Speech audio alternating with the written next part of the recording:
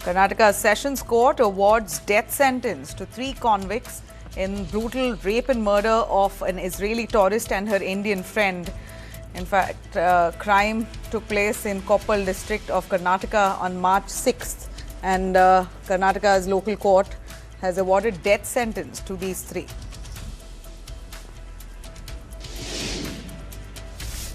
Expelled Congress MLA Rahul Mamkuttathil appears before SIT in a sexual assault case. The case pertains to the alleged rape of a woman who was later asked to terminate the pregnancy, officials said. Supreme Court hears Sabrimala Temple entry case. 9-judge Constitution bench to examine review petitions on women's entry into Sabrimala. The arguments scheduled from April 7th onwards. Bill Gates meets Andhra Pradesh Chief Minister Chandrababu Naidu. He is currently in Andhra Pradesh, all set to boost the health, AI and governance sectors. The ties with Andhra Pradesh and Bill Gates Foundation, of course, being welcomed there. He's visited the RTGS Center in Amaravati, lauds the Chief Minister's tech vision.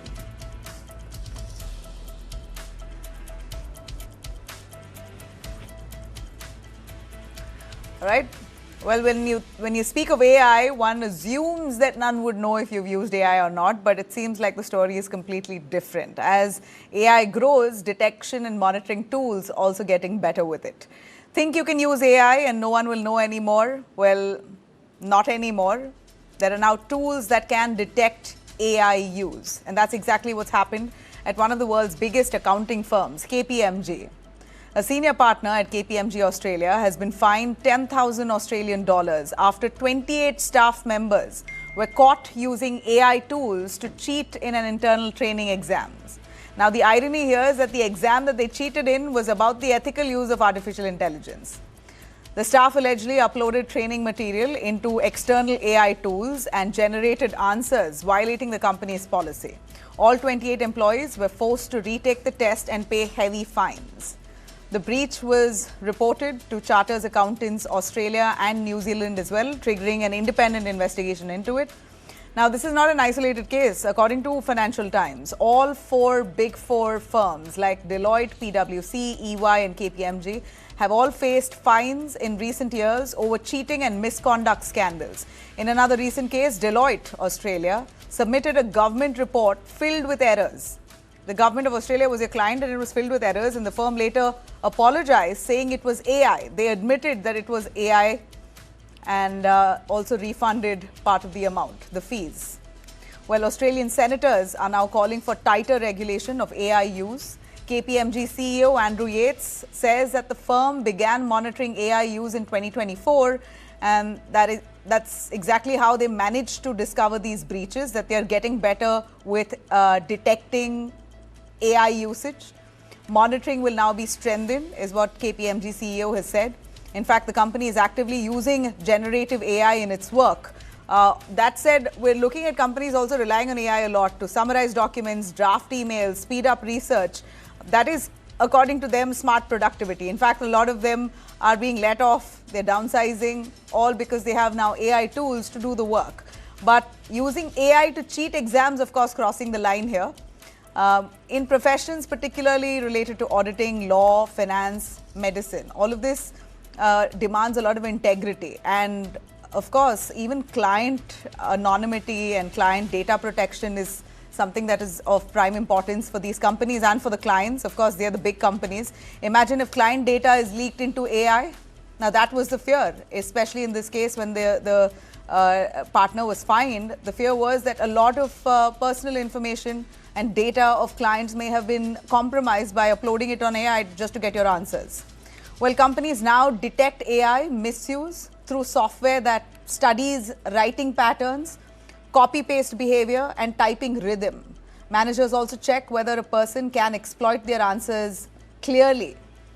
Managers also check whether a person can explain their answers very clearly in real time. If your spoken knowledge does not really match your polished submission there, then that itself is a red flag. companies are asking employees now to use AI and experiment with it, to innovate with it, but they're also being punished if they misuse it. Violating company policy, there are certain guidelines on how you should use AI, where you should use AI. If that is violated, then you're punished as well. But it seems like in a lot of these companies across the world, the rules are slightly blur. Well, for sure, you can't work your answers through AI for an internal exam. Now, that's a big no. But otherwise, companies pushing you to adapt to AI, yet penalizing you when you use it, it is a grey zone, certainly. Let me quickly bring in Pawan Duggal, advocate, Supreme Court and Chief Executive, Artificial Intelligence Law Hub, joining us. We also have Kanish Gaur, founder, India Future Foundation and tech expert, and also Kumar Aniket, corporate governance expert. Thanks, both of you, for joining us. Kanish, I'll start with you on where does the law currently draw the line between legitimate AI assistance and misconduct? And with example of KPMG here, 28 of its staff of the AI, in fact, KPMG's partner and the 28 staff members associated writing their internal tests by using answers through AI, they've given all their information and fed the information into an AI tool. So that's compromising with data as well. But KPMG is getting a lot more vigilant, and they've adapted tools to detect AI. Give us a little more. While the world is now shifting to AI, how hard or difficult is it for companies to even notice if you've generated your answers? See, it's not difficult for companies to notice. And companies like KPMG, Deloitte, EY, and PwC of the world are putting systems, softwares in place to prevent AI platforms to be used on their laptops and machines. But the consultants are finding a smarter way by taking snapshots and pictures through their mobile phones and uploading it on tools like ChatGPT to get the answer. So humans always find a method. So the course correction is not through penalizing, but through a change management activity by coaching people that by copyright infringement or by plagiarism or by feeding in client confidential information into AI tools, it is only going to bring more liability for these big four consulting firms. And mind you, this is not the first time it has happened. It happened to Deloitte as well, where AI research led to references for a Department of Health in Australia, where these references were rudimentary. They were all AI generated. They did not exist in a real-time basis. So, and this is not the first time we are seeing consultants doing it. It's more that consulting is losing its edge with AI coming out in a big way, and a lot of big four consultants will be out of job. You won't require so many consultants to be there. It will be replaced through agentic AI-based agents, because the agentic AI-based agents will bring that research and knowledge. It is only going to be human in the loop, using that knowledge, putting it in the right manner. So until and unless consultants really pull up their sleeves and start doing real research and not just limiting to creating presentations or Excel spreadsheets, it's going to be a hard time for consulting. I have been a career consultant. I've spent a decade and a half, and I realized that it's only through depth that you can really outpace AI. You need to have the right skills in place to understand how AI operates, and then use AI as a support mechanism and not build your complete I'm not base. even sure if AI is making you smarter or dumber. See, it is ultimately up to the individual. You can use AI if you use it the right manner to search for references. But if you have to write reports, you have to write reports through proper referencing. Now, in Big Four consulting environment, I haven't seen styles of referencing done the right manner. And I'm talking as a career consulting, where people copy data but don't give proper referencing. But if you talk about research and you're going to provide this report, which will be used in court or is going to be used by government, you need proper referencing, whether it is inside taxation or whether it is end referencing. That has to be done the right way. And today you have softwares which can easily detect if a certain part of the report has been generated through AI. It will pick up in a couple of minutes itself. So the consultants really need to ensure that they have the right level of ethics, integrity. So in these big four consulting firms, you need to have the right coaching mechanism for teaching consultants ethics and giving them playbooks on doing consulting the right way and not looking at doing shortcuts. Among the employees as well, I mean, you expect them to churn out work quickly and fast and produce, emails and, documentation with great speed. And they say, catch up, catch up. Now in the age of AI, you have to catch up. And then when they use AI, then you're branded as someone who's dumb and can't work on your own. You're relying on AI. So it's such a double-edged sword. Consulting is changing in a big way. It is no more presentation, PPT or Excel-based consulting. People who have been doing consulting are now become research-oriented consultants, where everything they are producing has to be backed by research. So you're seeing more firms like OpenAI even getting into consulting through proper referencing and research, because the data is available today. It's only about providing it in the right form. So the traditional consulting mechanism is rapidly changing. It is going to be theory-led. It is going to be research-led. That is a massive shift which is happening in consulting. It's only time that these consultants adapt to it. Otherwise, a lot of them are going to be out of job. I'm also going to welcome Pawan Dugal on the panel here. Mr. Dugal, what's your take on AI detection tools now getting smarter? KPMG fining 28 of its employees for relying on AI tools to generate answers for their internal examinations. Now, just a layman answer here for all those of us in companies using AI, assuming that AI answers or AI generated documents will not attract a penalty, or basically it's not violating company policy, whatnot. Now we understand there are tools to detect your AI approach. Could you send out a message for those watching, relying heavily on AI to get their work out? What could be the trouble they could face? First and foremost, if you are extensively relying upon AI, apart from becoming and transforming yourself as a cognitive slave of big tech companies, you're doing a great disservice to your own self, because you're rusting your own cognitive capabilities and thought processes. Number one. Number two, if you think AI output is your key for success, think again. With all these AI detection tools available, companies are now able to identify at a very, very short period of time whether your content is AI generated or not. Now, today, AI is, in the context of the corporate sector, is actually being seen as a misconduct, as an unfair practice.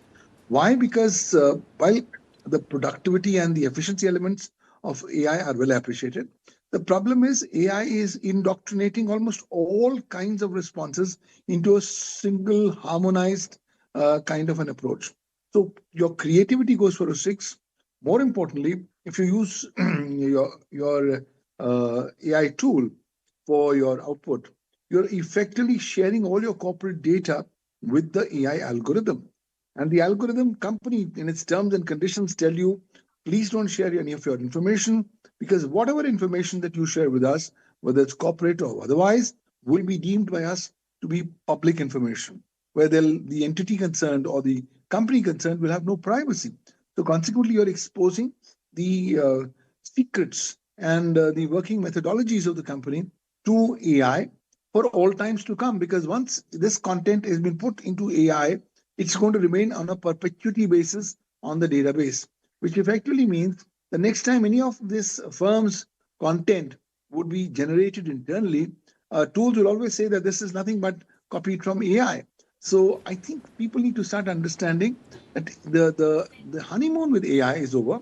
We'll have to be more mature in terms of usage of AI. Use where absolutely essential, but don't use it as an unfair methodology or means for achieving some vested interest. And ultimately, please don't mortgage the corporate interests and the trade secrets of your company by putting things up on AI. I would like an answer from you on the ways to detect AI work, but let me bring in Kumar Aniket in the meanwhile.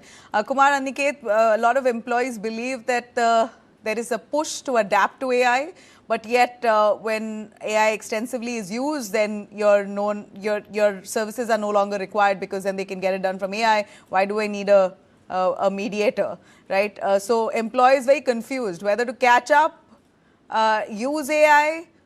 And if they do, then are they going to, will AI then, will one person be able to do 10 people's work? Why does a company have to retain that strength, that bench strength they can reduce?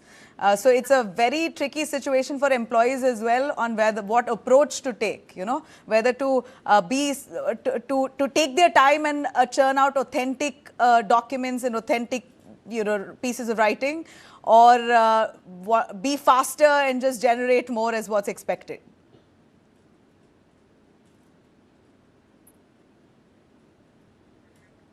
You got to unmute yourself, please. So Nabila, thank you for giving me opportunity to air my views. So my take on this is that you have to see in the light of history. History repeats itself. So AI, at one hand, AI is like a stick. In the hands of the right person, it is a deadly weapon. But at the same time, in the hands of somebody who doesn't like to walk, the person ends up getting handicapped. So how you use it, it depends on it. And historical reference is then when computers came first, lots of people in accounts, law, and other areas were afraid that they will lose their jobs because the computers will end up doing everything. But over a period, what happened that computers ended up creating more jobs. Here also, what will happen is like, one more thing is important, that those who decided not to adopt to computers, not to learn computers, they become redundant. So here the thing for people is, employees, that you need to master AI, but don't allow AI to master you. Over a period, AI will become differentiator. There will be a dip in jobs initially for 3-4 years, but after that, new people will come up. They will know how to use AI, and of course, AI will end up, take up jobs of 8 out of 10, but more jobs will be created, and it will be a different kind of workforce. So for employees and people, the decision to take is, do you want to ride the horse or you want to carry the horse on your shoulders? It's their decision. Employees need to decide for How much themselves. responsibility on companies? What's the responsibility on the companies to ensure clear definition of acceptable AI use? Look, if you're talking about companies and clear acceptability of companies are about profit. They are not about law, ethics, or everything. If you are a corporate founder, except few companies, it is all about not getting caught. They're least bothered about ethics or law. So regulations come into play, the kind of culture we create. Like you see, Europe is leading in this area. They have by law provided that there has always have to be a human at top. They have built-in provisions for independent audits. California, New York and Colorado have come up with laws where they are providing for bias audits in AI, bias data. Employment also, they have provided that if a job, they have posted a job and somebody is reviewing, using AI to review the application. So the person needs to know, the company needs to disclose to that person. And then the person needs to be given a chance that, look, I don't want to be vetted by AI. I want my profile to look at by real human. So that option, if they exercise, the company needs to, give them a chance. So it's all about regulations. Problem with right now globally is that Europe has adopted an extensive AI Act. They have GDPR, they have EDHS for health, they have DORA. Everywhere else, India, we are trying to sort of, use existing laws to cover AI. Similarly, in US, when Trump came, he decided that we need to compete with China. And in order to compete, we need to give a relaxation in rules. And public data in USA and India is freely allowed to be used. In Europe, if you are even for training data, you need to take steps and disclose what data is being used. If it is a copyrighted data, then there are legal protections for that to copyright owners. China has recently given a judgment where they said very clearly that copyrighted data cannot be used. But problem in India, US, Australia is the laws are still evolving. There are lots of place for growth. And it is deliberate at the government level because they have decided that first, like cyber war, there are going to be AI wars. So for national security purposes, for competence, we need to first participate in the race and learn to, run fast enough. Then regulations will come. So you're saying first catch up, then then you can think about regulation. Yes. So that is the But way I you. just feel like we're getting, the AI tool itself that people are using, like ChatGPT, as much as it's been created to help us enhance our knowledge and our writing skills, etc.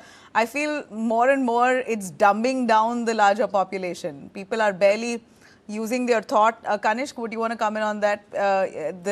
You watch social media today, and people who want to give a strong message, want to say something that's on their mind, and they're saying it exactly how a ChatGPT would throw up a copy. If you have something in your mind, type it into ChatGPT, that exact format. It's a template that ChatGPT is using, and that's the template you hear from people all across social platforms. And I'm actually personally, because I monitor social media so closely myself, I'm very shocked to see a pattern of narrative. It's just the same way of speaking. It's the same usage of words, and I can tell it's AI without having a tool.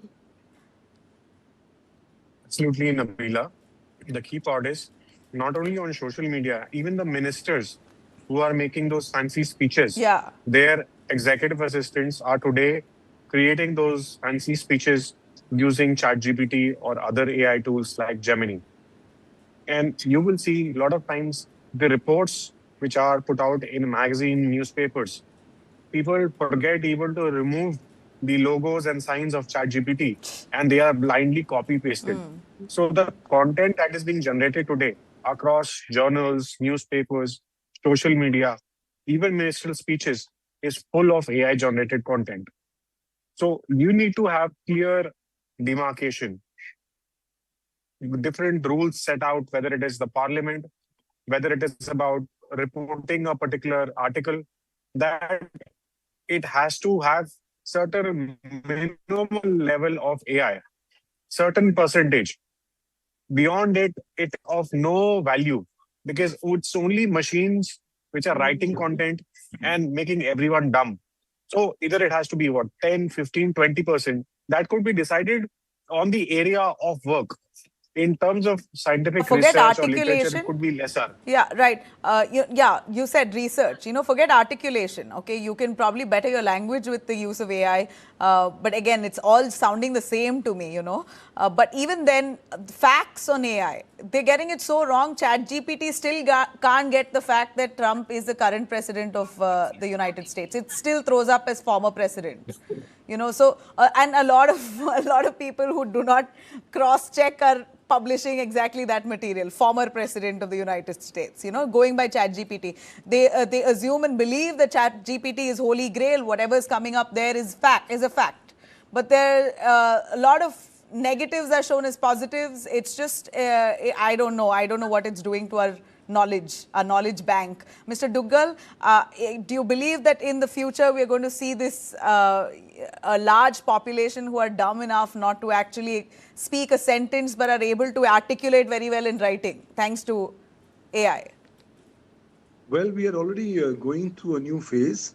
There's a recent study which says that the new generation, the Gen Z, which is using AI like a default option, is likely to be much more dumber than the previous generation. Yeah. Why? Because they have actually mortgaged their cognitive thinking capabilities at the gates of this big AI tech companies. So, apart from that, there's also further reason to believe that these kind of ailments like Alzheimer's are going to come in far more quicker for this generation, thanks to the fact that they're extensively only relying upon AI. I think when you start going ahead and not exercising your cognitive thinking capabilities, your mind starts to give way. So therefore, we have all been pretty lazy now and complacent, and AI has made us even more complacent. But it's here, I think, that the governments of the world have a role to play. Yeah. The governments cannot themselves be mute spectators and allow the cognitive faculties of their citizenry to be left to the grass. So therefore, countries will have to start come up with the rights protecting the neuro rights and the cognitive thinking capabilities of their citizenry as part of their bundle of rights. For example, I would want the governments to recognize the right to reality as an integral part of my fundamental human right. True. The right to not the right not to be misled by AI, and the right to an explainable, accountable AI are very imperative rights. And further, the right to ensure that the protection and preservation of my cognitive thought processes is not prejudicially impacted by AI.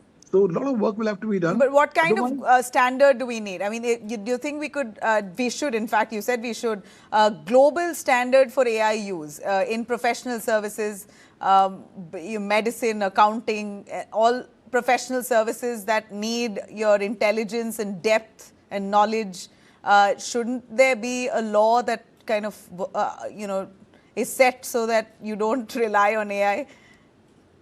There is a need for a distinctive law. Unfortunately, at the international level, there's no one law, and now countries walking in different directions. It's unlikely that there's going to be any international consensus on that regard. But having said that, it's time to make AI more accountable. Why? Because today most of the laws across the world do not deal with accountability of AI, and that happens primarily because we have ceased to stop thinking, and we have not yet recognized AI as a legal entity. So you'll have to give conditional legal personhood to AI so that you can make AI more accountable, you can make it more transparent and explainable, and ultimately also please go ahead and specify the liability of the users. Now, if you're using AI to dump your own mental capabilities, somewhere down the line, the responsibility has also to be your own. In addition, government must actually encourage these service providers that they must come up with public awareness campaigns involving them or telling the users of the downsides of using AI too much. AI is like a Rampuri knife. Use it for cutting vegetables or using it for murdering anyone. Choice is yours. But the law needs to stipulate parameters. Should you use a Rampuri knife for murdering someone? When you actually use AI to find out something, want to do some research with it, it's still fun because there's so much that you don't know that AI kind of throws up. But when you're using AI for every little thing of what response to give a friend, what kind of answers do I, write for my examinations, and without actually reading the full material, that's when I think it gets detrimental. And I think that's the classic example for what's happened with KPMG as well. 28 of their internal, their partners' staff, 28 members, for their internal exams have uploaded all their data on AI tools, basically compromising with internal data as well. That's another risk. So a good example that's been set by KPMG, let's hope companies across strengthen their vigilance, and employees are more aware now. At least we should be more aware that there is a mechanism to find out if you've used AI. Thanks very much, all of you. I really appreciate you joining us here tonight. A quick break. We'll be right back. On the other side, a story of a 3-year-old young child who's drowned in an open water pit in Noida yet again, a month after a techie died in a water pit. We'll take you through details up next.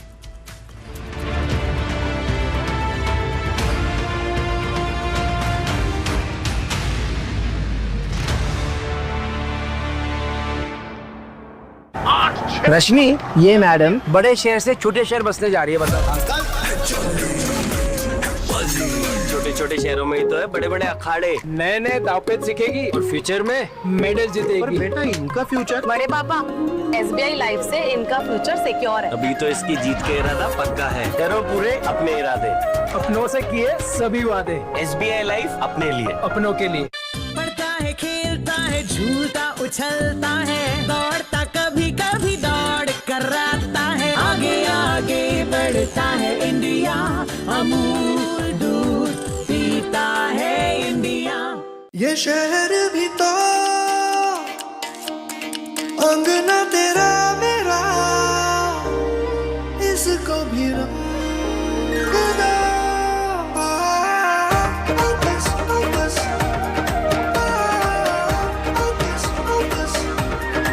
इसको भी रंग दो,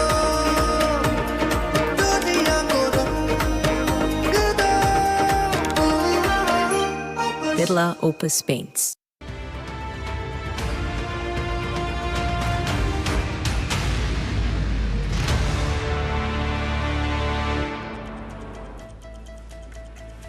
Welcome back. Let me take you through this very tragic story that's come in from Noida. In fact, a 3-year-old child is dead and an entire village there asking who's responsible. In Dalelgarh village of Greater Noida, 3-year-old Devansh tragically lost his life after falling into a deep rainwater-filled pit near a temple during a community feast. His mother Anjali had just come from Sikandrabad to her parental home with her 2 children, and on Saturday, while the family attended the Bandara at the village temple, Devansh was playing nearby when he reportedly slipped into the water-filled pit and died. Family members, in fact, realized he was missing after a few minutes, and then when they rushed around to look for him, by the time they realized that he was in that water-filled pit, it was too late. They brought him out. He had stopped breathing. He was declared dead. Sudden loss has left the family devastated, the entire village there mourning.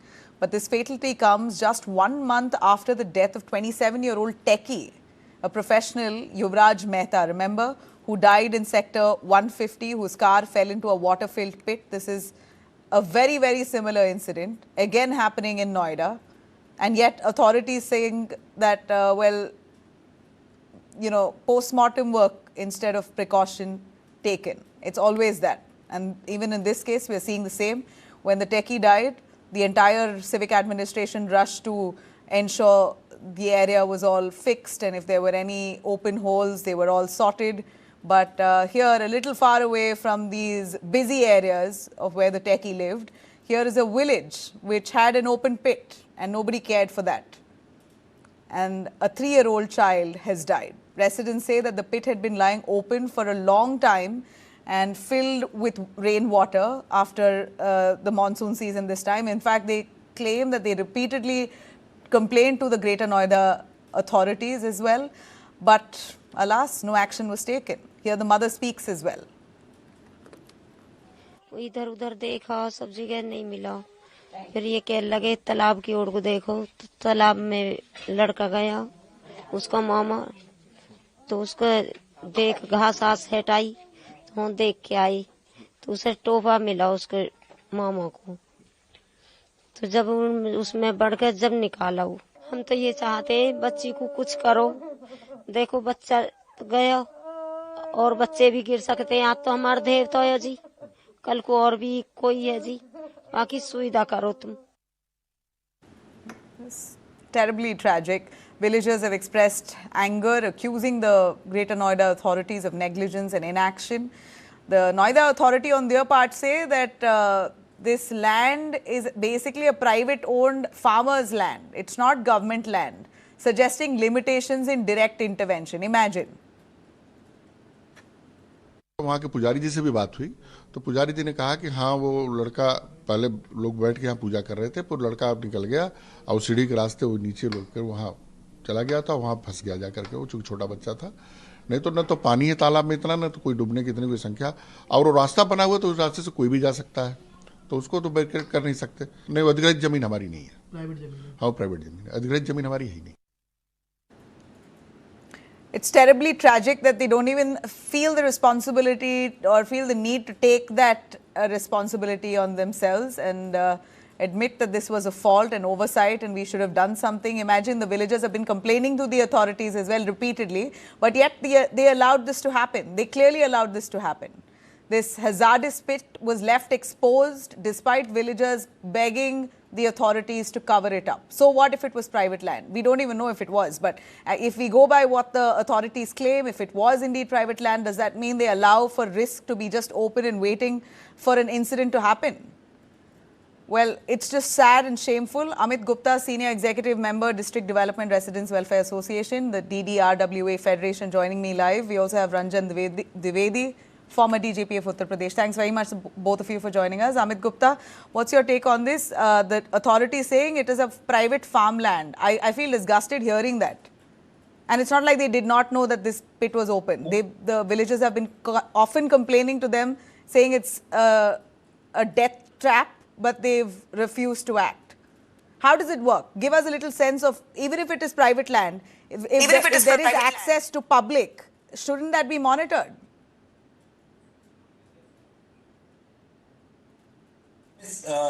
The problem is with the accountability of our system. There is no accountability, even after 150 incident, it has been almost a month. SIT was formed, the report was supposed to come in 5 days. There is no report. Unless until we fix the responsibility, nothing will change. I was reading in the newspaper about this incident, and it was mentioned that the villagers was raising this issue from 6 years. Imagine someone raising from 6 years and nothing has been done. And then GM Noida Greater Noida Authority, Mr. Singh, saying it's a private land. So Greater Noida is, you cannot do anything on of yours. These are the planned cities. They have a master plan of 2031, 2041.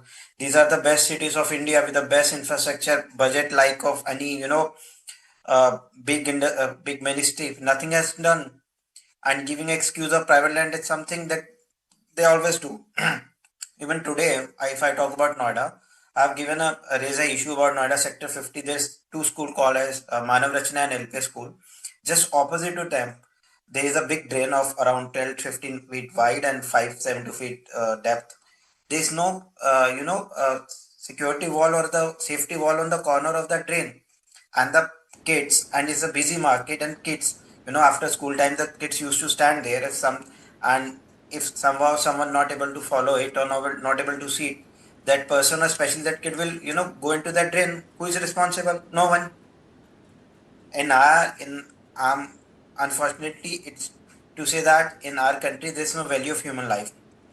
We have not learned any lesson from the 150 incident. Then we see what happened in Delhi. Then what we have seen in Kanpur, then Mumbai, then yesterday in UP where the a street light pole fall on the car, and today this. And then see what is happening.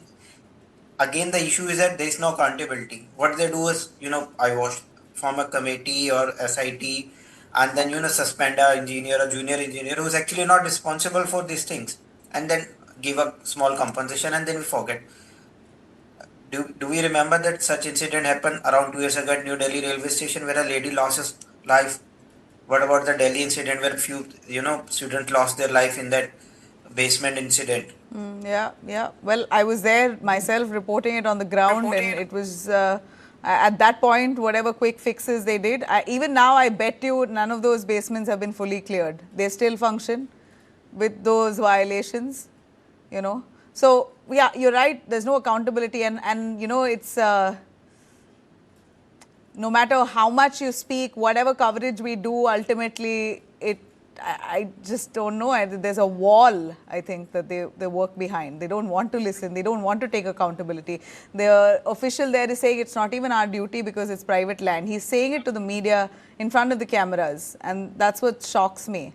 That if this area had access to public, if there was a temple around there, and there were people that were coming in, flocking, there were festivities that were happening in the temple, and if this land was adjoining that area, if it was exposed to public, it's the duty of the civic authorities there to ensure that it's safe, right? Ranjan Vivedi, sir, your take on this, I don't know, if, when you're a poor person, then justice is all the more evasive.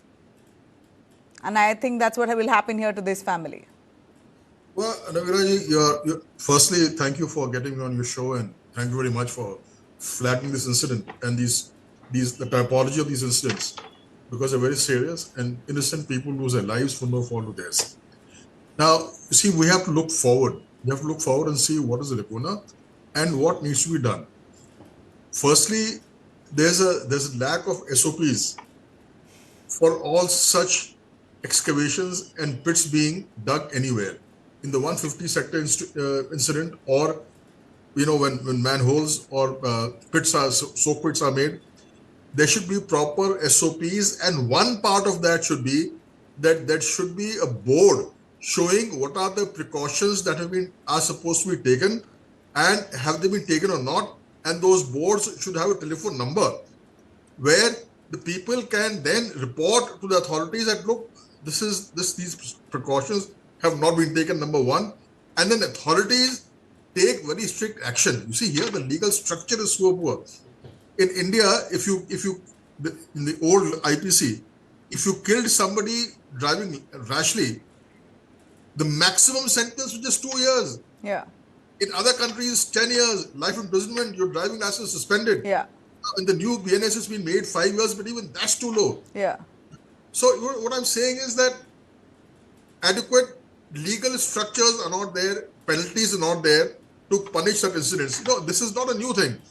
I remember some 20 years ago, the first major incident that came to light was when Prince fell in a pit, and that went on for some 54 hours or 4 or 5 days when that Prince was taken out. Yeah. And every channel had it on at prime time. Yeah. But that should be a wake-up call. You said this should be a wake-up call to put up systems and SOPs. Now here again, it's a village. What is the responsibility of the Pradhan? What is the responsibility of the Gram Sabha? So as far as I see it, sir, SOPs are in place. It's just not followed. No, SOPs, you see, one of the SOPs should be that there should be a placard over there or a signboard stating the precautions required by the builder who's digging the pit, and a telephone number to indicate that people can report that, look, this has not been done. No, it's not there anywhere. Every contract, mind you, when road building is done, road making is done, and anything is being done, there is money allocated for precautions. You're supposed to put barriers, and the builder is supposed to, he puts in a budget for that, which is sanctioned. Yeah. Now, when it's not being done, obviously, then there, it could be many things, just laparwahi or collusion, corruption, and you see, as long as things, nothing comes to light, it goes on. Everybody's very happy. But when these incidents happen, at least then we should wake up and put these things in place. Then there should be, there should be a system for the government to harvest information of this type from the public, and public media awareness campaign that, look, this is the website, this is the web address, some short code 4-digit number.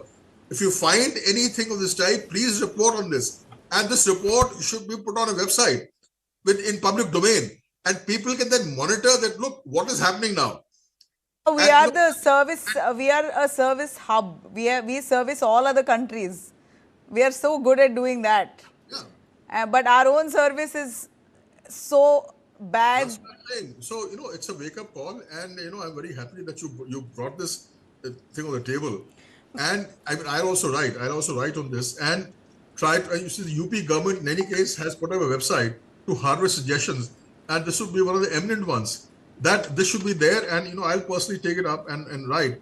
But these things should be in place. Sure, unless that is, because only then can, as my colleague. Now, how would you really measure compensation? I was just looking at a story today that came up on that Mumbai metro construction that it fell on an auto rickshaw driver, and the auto rickshaw guy survived thankfully, but gets 5 lakhs. His auto rickshaw is crushed. He is injured. He gets 5 lakhs. But the civic body there fined the builder and the contractor a total of 6 crores. So where is the money going, this fine? Auto rickshaw guy gets only 5 lakhs. He could have died. He would have still got maybe 10 lakhs then. So how do you measure compensation? See, in this case, not only the money goes to the public exchequer, but that should be used for awareness. That should be used to prevent these institutions. What we can lobby for and advocate. That fine, 5 lakh rickshawala was given as a compensation, make it 10 lakhs, but the balance fine should be put in a separate account and used for preventing such instances in the future. A, and secondly, a 6 crore fine is not enough. The engineers who are building it, the responsible structurals, the builder, they should be sent to jail for this kind of a thing. 10 years minimum. And when that happens, then people will wake up, and we will not find such incidents happening in our country. So then if that happens, if they go to jail, then the people who've accepted these tenders for exchange of money, all of them will be exposed. So the system itself won't allow arrests. Well, the people who accept the tenders, necessarily they don't expose, but the people who should have inspected whether it's being followed or not, whether precautions are being taken or not, they'll be taken to task. And Usually tenders are given on favors, right? That's what we hear of all over. It's almost a norm that we float a tender, just namesake. We're just namesake asking for different prices. Ultimately, it goes to you because you've already paid us underhand amount. See, what you're saying is very right in the sense that there is an institutionalized system of corruption in the country. Yeah. Especially in civic works. I mean, all roads are costed for a first-class road, A1 road. And you tell me which road lasts the length it should, the time it should. Which road does not develop potholes. So, there is a huge problem in the country undoubtedly, and I'm happy that channels like yours are bringing it to light. But then, there should be a concerted effort to harvest all this, put it in a public domain, and people can then monitor, and it should not happen that like this young child. But I do want to finally understand, Amit Gupta, do you think that who is going to take responsibility for this? It's an open pit, the child has fallen, civic authorities say it's a private property. So what, the private owner will be arrested?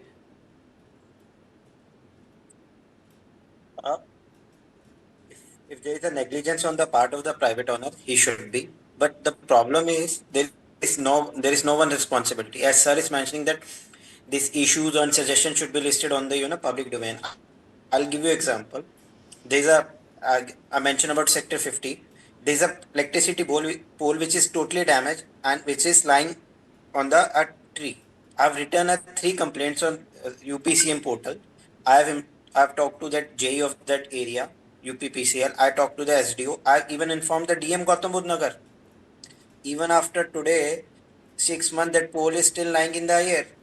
And exactly opposite to it, there is 2 schools. Now, if that pole falls on anyone and cause any unfortunate incident, then who should be responsible? No one, because they don't listen. I got the excuse from them that, we have to float a tender. I asked them to remove a dangerous pole. You have to float a tender. And if something happens, you will suddenly remove everything. Problem lies with our system. Corruption is one part, right? As sir is mentioning, the tenders, the civil tenders got at 40-50%. They don't and follow who's to change our system? Problem is there is no accountability. Yeah. No, I just don't want to be ending the show with that, saying there is no accountability. I'm really hoping and praying that this show at least pushes the locals there to have enough courage to fight for justice. And if there is any local authority there who's overlooked this, then that person must be taken to task. Sir. Can I even just 10 seconds? Yes. Through your show, please make an appeal that anything dangerous, if people observe, they should immediately inform the control room 112. Because that will get registered and some vehicle will come there and file a report. 112. Yeah. So, at least if that is done, it's an easy thing, doesn't require too much. But it will be registered, and then, as Mr. Gupta was saying, that then it will be possible then to fix responsibility. Okay.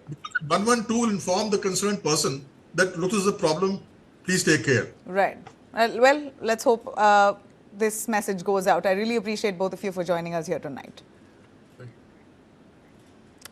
All right, let's cut across to all our top stories on Day to Night today. I'm going to start with the shocking case that's come from Haryana. After Indore, it seems like Haryana has a drinking water problem.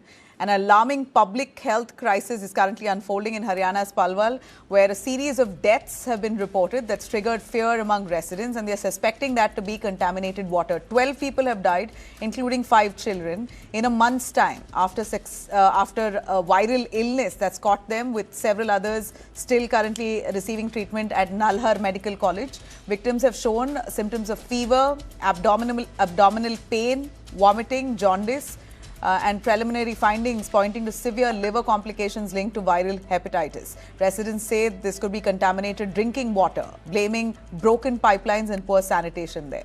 The village Sarpanch, Mohammad Islam, claims that the real death toll may be a lot higher and has demanded some urgent action. Senior officials, including District Deputy Commissioner, have visited the village, and health teams are currently conducting door-to-door screenings. Medical camps and water testing is currently underway. Several water samples have also shown bacterial contamination and poor chlorination, raising fears of waterborne outbreak. Jaundice-related deaths were first reported on January 31st. A rapid response team was also deployed soon after. Large-scale screening was also done and it covered around 5,700 residents. 7 deaths occurred between late January and mid-February, some due to acute hepatitis or liver failure. Victims were aged 9 to 65. Blood tests of over 200 people detected hepatitis B and C. Samples tested negative for hepatitis A and E. Other results are awaited now. Hospitalized patients are stable though. But 12 deaths, imagine. Authorities have distributed water purification tablets now, arranged safe drinking water and intensified monitoring. But that's what's happening. Once deaths are reported, that's when the system is going into action mode.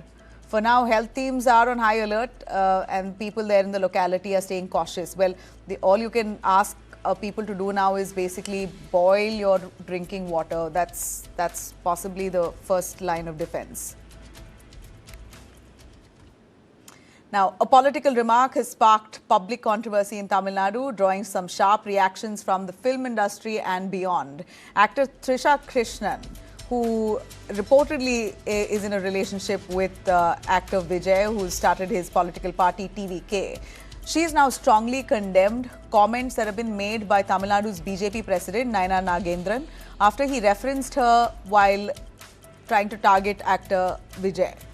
The controversy began when Nagendran responded to Vijay's claim that his party would emerge as a major contender, major challenger in the upcoming Tamil Nadu elections. Questioning Vijay's political experience on that, the BJP leader made a personal remark, saying Vijay should first come out of Trisha's house before aspiring to succeed in politics. Let's hear it what he said. பாவம் அவர் அனுபவமே இல்லாதவர். முதல்ல வீட்டில இருந்து வெளியே வரணும். திரிஷா விட்டு இருந்து முதல்ல வெளியே வந்தா தான் முதல்ல எல்லாமே நடக்க முடியும். அதாவது குடும்பத்தோட நல்ல உறவு வைக்கணும். நல்ல தலைவர்கள் வழி நடத்தின இயக்கத்தை நல்ல முறையில் சொல்லணும். முதல்ல இதல இருந்து வெளிய வரணும் முதல்ல. வீட்ல இருந்து வெளிய வந்தா தான் முடியும். Now, the comment triggered an immediate backlash. Trisha responded on social media saying disrespect should and always be called out. It will be called out. Through her legal advisor, she's issued a detailed statement calling the remark as distasteful and inappropriate, especially coming from a senior political leader. Her statement clarified that she has no affiliation with any political party and does not intend to have one.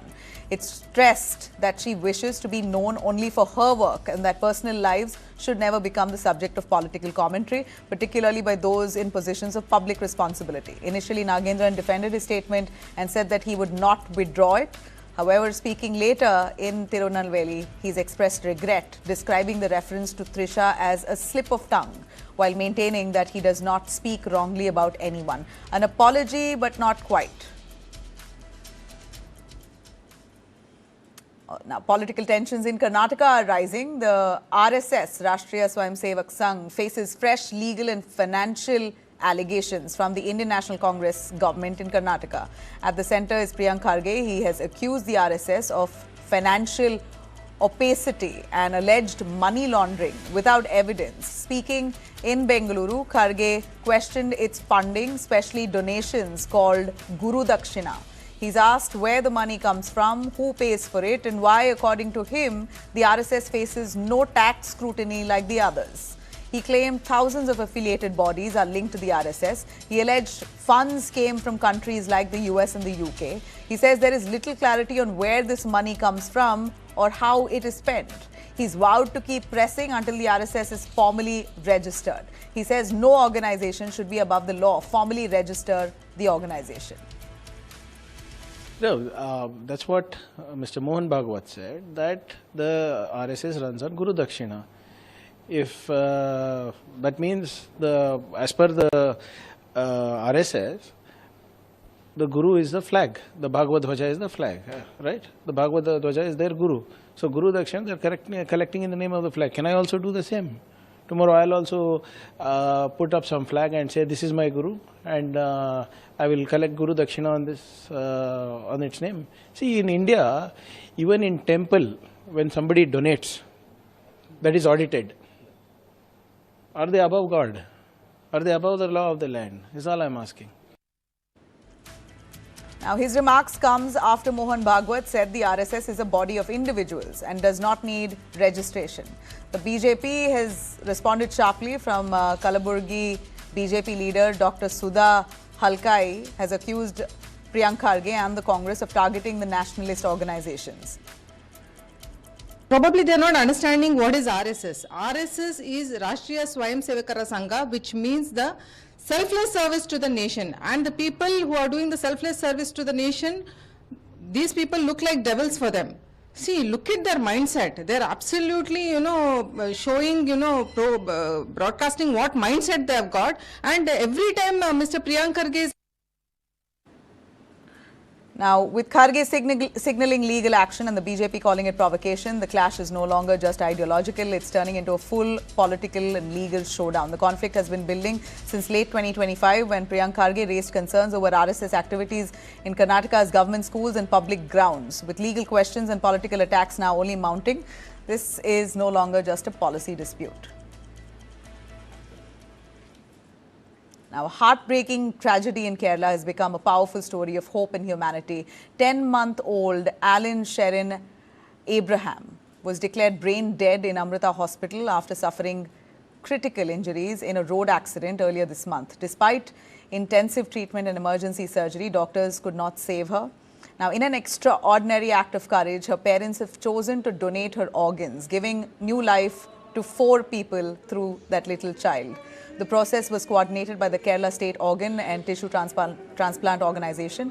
Her liver was sent to Kim's Hospital. Her kidneys went to a government medical college. Her heart valves were transplanted at Sri Chitra, the Tirunal Institute for Medical Sciences and Technology. Her eyes were donated to the Eye Bank at Amrita Hospital. All organs were transported through a special green corridor arranged by police to ensure timely transplants. Police gave a ceremonial guard of honor outside a church in Patnamthitta during the funeral as well, attended by Veena George and Suresh Kopi, as grieving relatives and hundreds of mourners had gathered there. The government accorded a state funeral to honor the baby and her parents, whose decision to donate her organs was widely hailed as an act of extraordinary courage and compassion. Pinarayi Vijayan, the Chief Minister, said that despite unimaginable grief, Alan's parents chose organ donation, making Alan Sherin Abraham Kerala's youngest donor, maybe the country's. Actor Kamala Hassan has also wrote that the child will now help other babies live better lives. Now, a new global health concern is emerging, and it's sitting right on supermarket shelves in the baby food aisle. A recent study published in the peer-reviewed journal Nutrients has found that most packaged baby foods sold for children between 6 and 36 months are ultra-processed and often loaded with additives. More than 70% of products studied contain additives linked to inflammation and disruptions in the gut microbiome.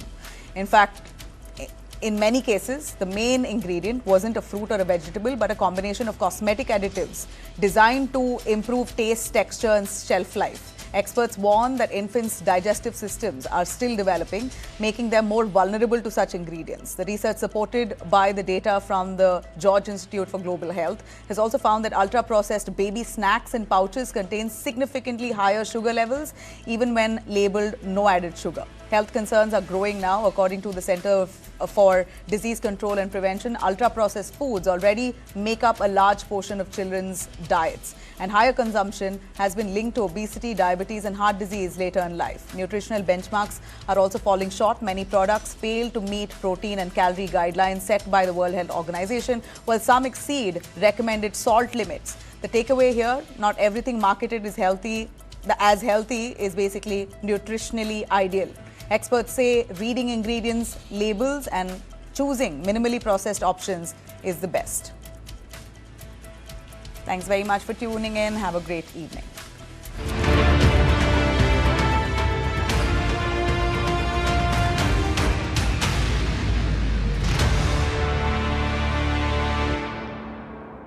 With the lights dim, legends of cuisine and mixology rise.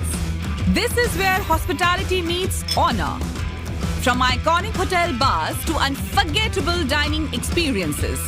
From chefs who redefine taste to leaders who shape the future of hospitality. Celebrating excellence behind the bar. and brilliance beyond the kitchen. Classic, contemporary, chic, where heritage meets innovation. Recognizing the names that set the benchmark and the spaces that define food. Hotels, restaurants, lounges, bars. This is not just an award night. This is a salute to the Knights of Nightlife and Hospitality. Lounge Nights Awards, honoring the best, elevating the night. Radico presents Lounge Nights Awards 2026. Co-powered by Morpheus. Style partner, Mia by Tanishq. An initiative by NEWS9.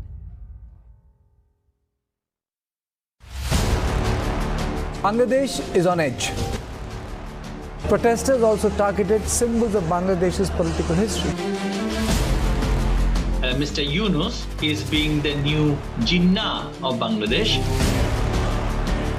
What defines this mob? Who are these people? Where do they come from?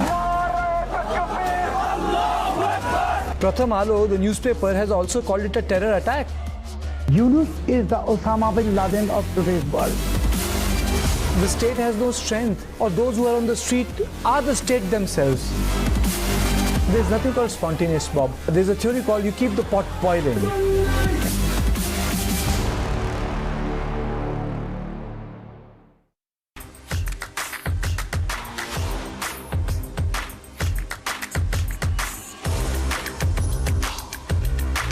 This is India's #1 news network, and you're watching NEWS9, English news as it should be. Maternity photo shoot turns fatal. 3-year-old boy drowns to death during mother's maternity shoot in Bengaluru.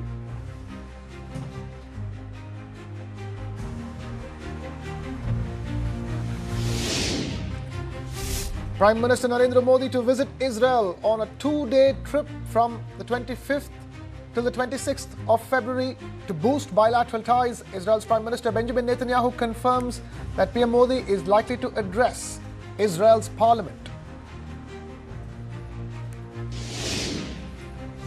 Weeks after the India-US trade deal announcement, India's chief negotiator to lead the delegation to Washington next week to finalize the legal framework of the agreement.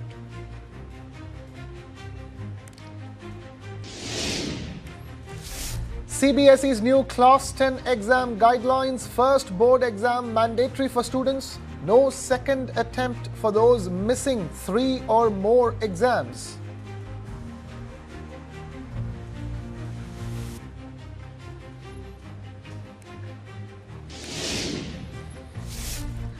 Court reserves order on former manager of Zubeen Garg and key accused Siddharth Sharma's flat. Singapore files in Zubeen Garg case.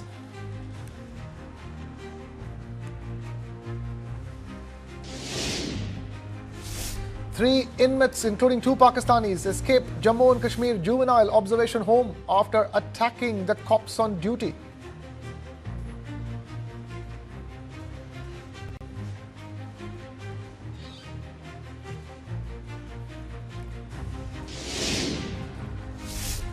The national capital records the hottest day of the year as maximum temperature touches 31.6 degrees Celsius in February.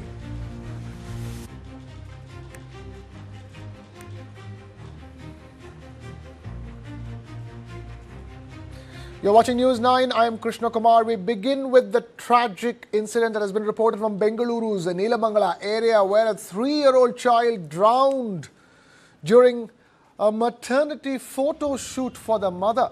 The incident occurred in Bengaluru North Taluk. The child, identified as Lakshmir, was the son of Charan and Swati, who are expecting their second baby. According to the police, the photo shoot of the 8-month pregnant Swati was underway when the toddler, who was playing nearby, accidentally slipped and fell into a small water pool created at the location. Those present reportedly did not notice the child's fall immediately. By the time he was found and rushed for medical assistance, he was declared dead. A post-mortem examination was conducted at the Neelamangala government hospital. Police have registered a case and launched an investigation to determine the circumstances surrounding the incident, including whether there was any negligence during the photo shoot. Officials said the child's father, who was working abroad, is expected to return to Bengaluru.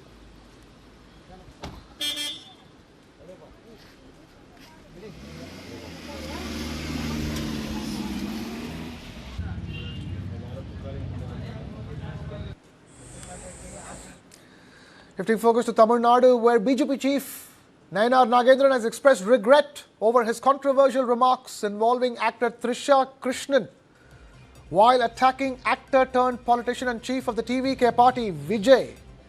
The controversy began after Nagendran mocked Vijay's political ambitions during a public event where he said Vijay lacked experience and made a personal comment dragging Trisha's name into the issue.